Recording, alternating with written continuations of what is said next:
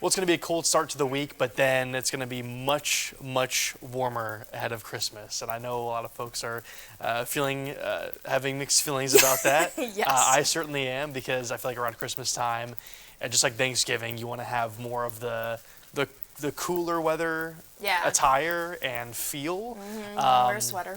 But it would be like you're constantly in front of a fire for Christmas, because it's going to be quite warm. Yes. It won't be the warmest Christmas that we've had ever, but it will be very warm. I want to start with this graphic because this shows the forecast temperature change, and these temperatures kind of show like how many degrees warmer or cooler temperatures will be over time. And so you can see those blues indicating a drop in temperature, the reds and deep pinks indicating rises in temperature. And as we have an upper level ridge pattern that builds in, I'll show you that ridge in a second, you can see these deep pinks and whites, which indicates that really, really warm air moving in. It starts to move into St. Louis and to Dallas first, and then spreads over into Raleigh.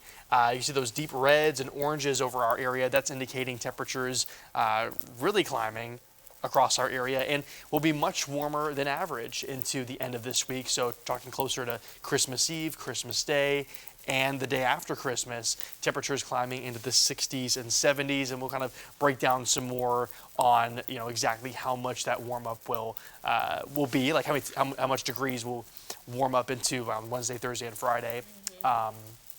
But overall, it's going to be a much warmer trend across our area. So yeah. 70s on Friday is going to be a lot. I saw that. I remember looking at the WRAL weather app. Yep. If you don't have it, be sure to get it.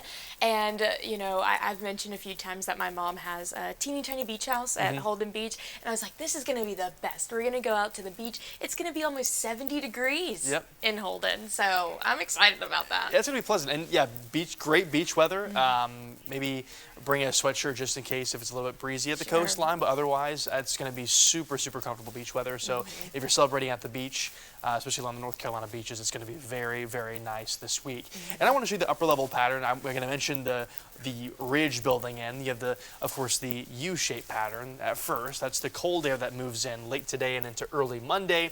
And then you get to Tuesday, and you can see back to the west that upside down U shape, and that starts to build over the central U.S. at first, and really builds over much of the U.S. through the middle portion of this week. Even towards Christmas Day, you still have that ridge. It's firm in place. That's what's going to bring the warm temperatures. Even though high pressure will be in place for part of the time and will be quiet, we're going to have that deep warming across our area.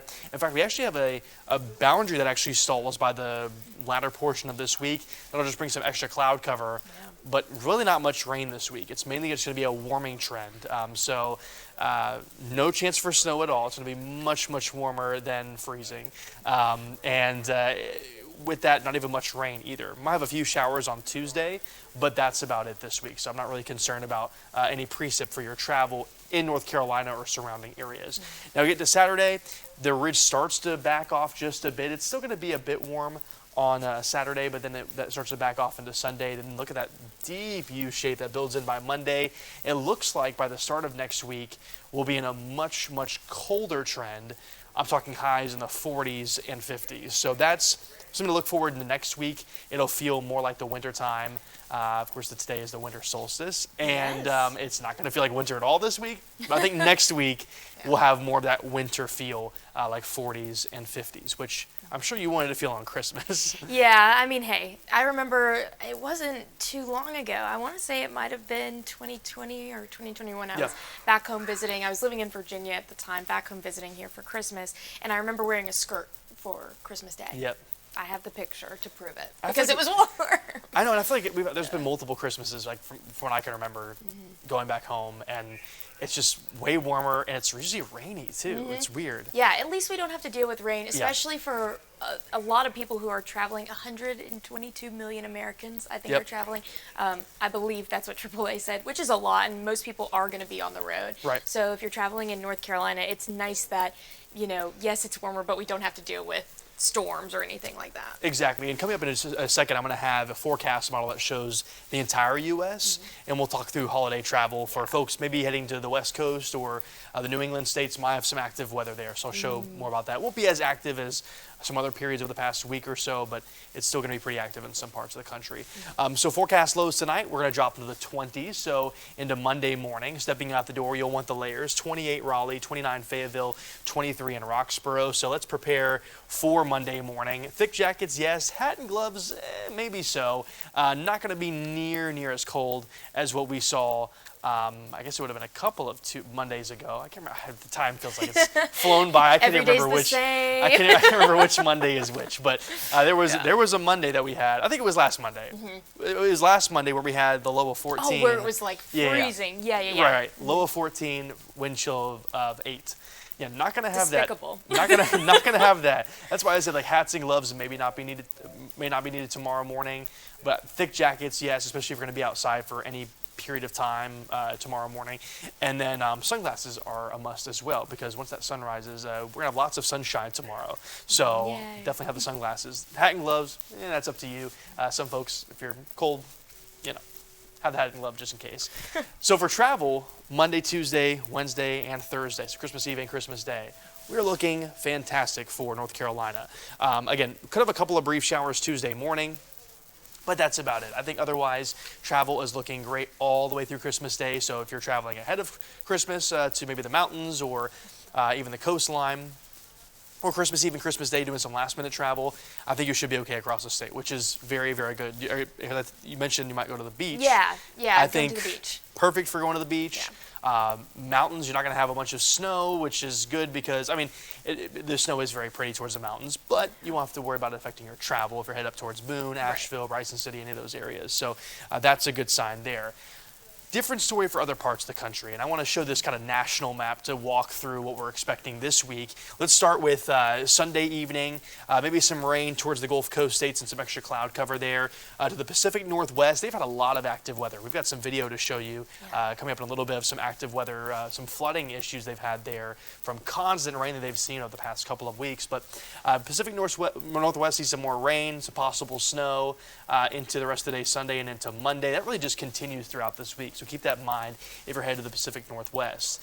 Now to the north, towards the Great Lakes, you might have some lake effect snow and some rain possible there. It's not going to be near the amount of snow that they've seen at other periods of time over the meteorological winter, which started at the beginning of December, but you've still got some snow possible there.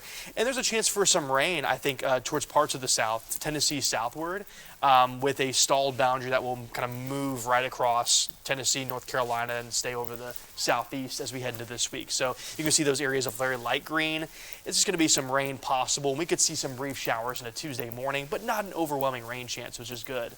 Towards the New England states, you've got some more snow possible by Tuesday. And you look to the Pacific Northwest, more rain and some possible snow.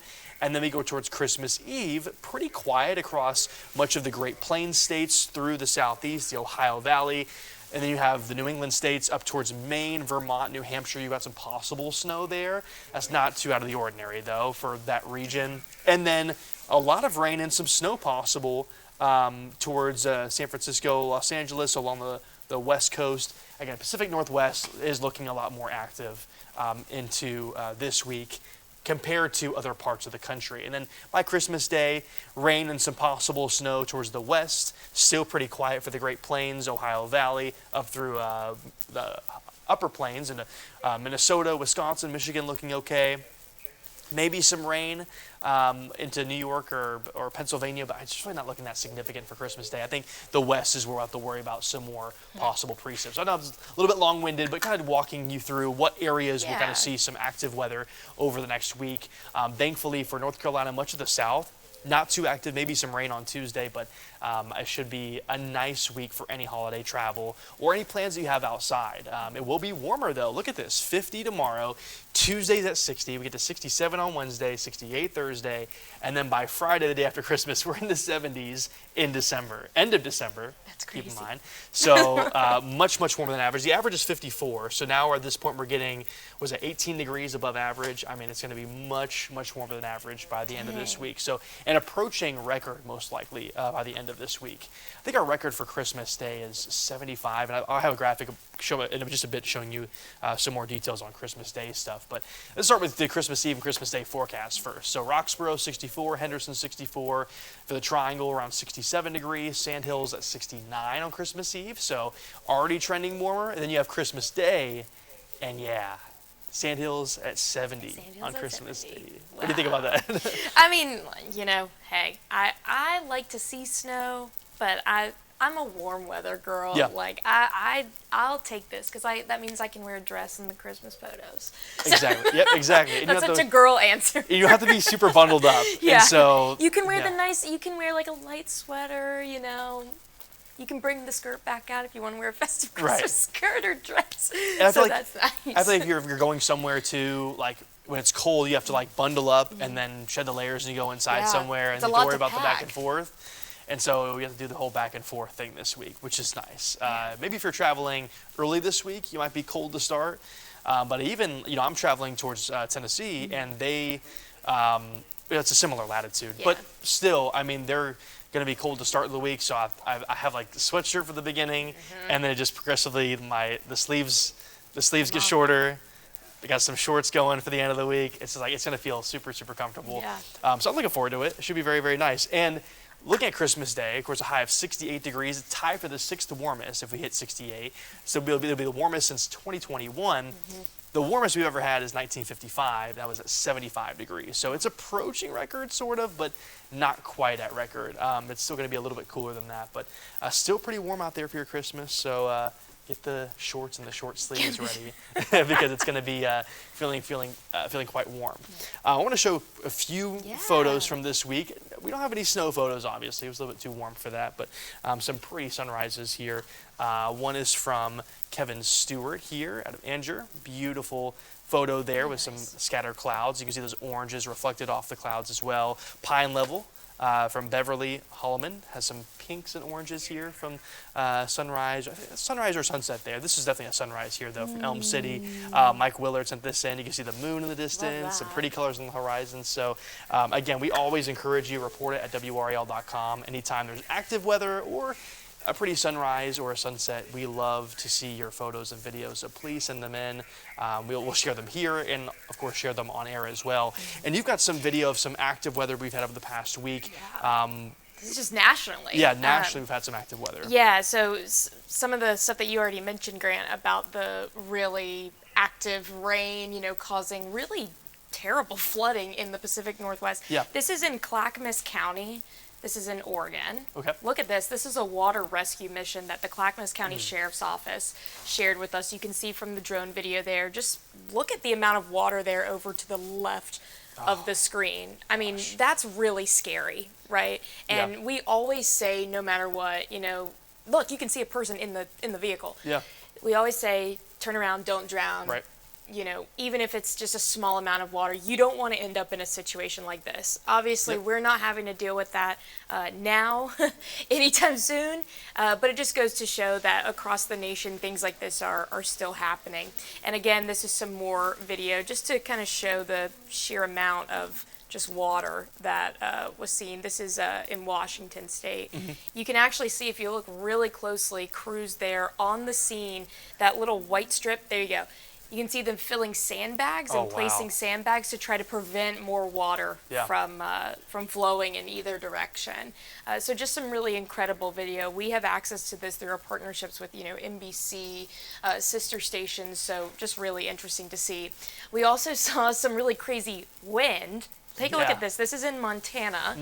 This is a plane getting carried away by the wind. Yeah, I saw multiple high wind warnings in the western portions of the U.S. earlier this week. One over Colorado. I saw like 80-mile-per-hour winds close to Boulder, Colorado, and then it's going to be even worse in the higher elevations. And then Montana had a high wind warning.